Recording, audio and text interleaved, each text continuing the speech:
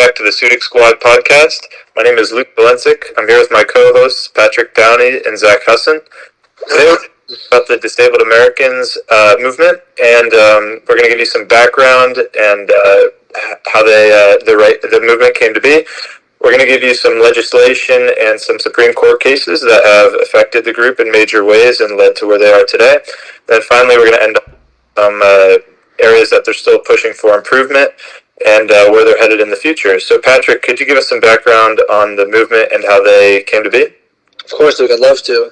So, one group of Americans that has been seen at a historical disadvantage is the Disabled Americans.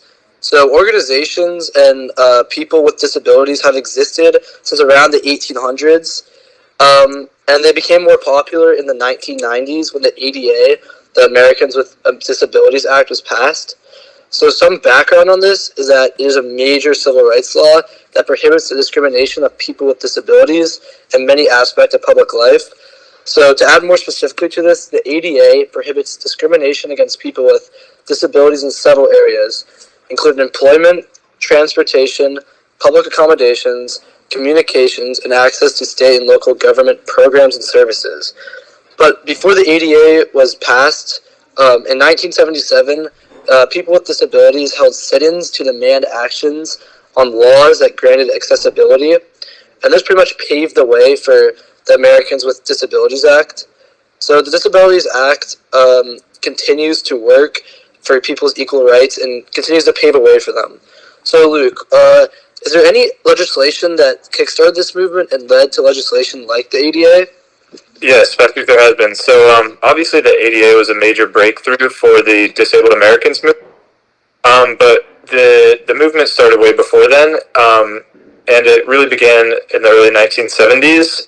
For example, in 1973, one of the major provisions that the movement was advocating for was Section 503 of the Federal Rehabilitation Act of 1993. And this was one of the first times that the disabled community really advocated for legislation for the inclusion of disabled Americans. In Section 504, they stated that you can't discriminate against someone who has a disability if the entity is receiving money from the federal government.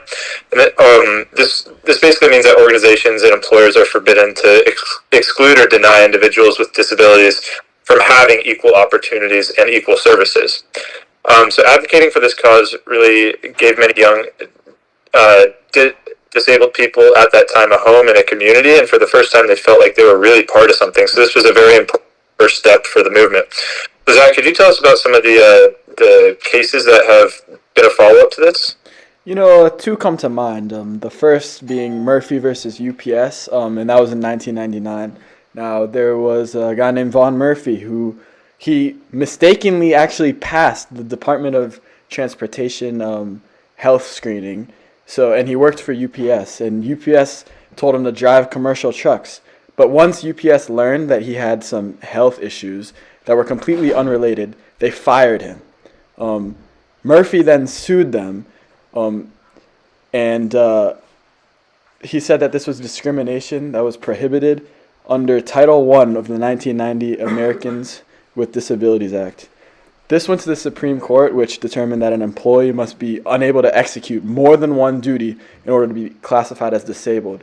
They said that he could have been hired as another job under the UPS firm. You know, we're running low on time, but Sutton versus United Airlines in 1999 had very similar findings. Are there any areas where the group is still pushing for improvement? Yeah, so it's really fascinating how far the Disabled Americans movement has come in the recent years. And while they've made a lot of progress, there still is definitely some work to be done. So one of the major groups currently advocating for the rights of individuals with disabilities is the American Association of People with Disabilities. And they stand for the over 60 million individuals in America that have disabilities. And they really have a primary goal. And they're looking to increase opportunities for independence and community integration by eliminating barriers to inclusion, improving access to safe, affordable, integrated housing, so they're living by themselves. This is something that's been hard for them in the past. And then finally, they're advocating for free and appropriate educational opportunity. Thanks for joining us, and we hope you'll tune in next week.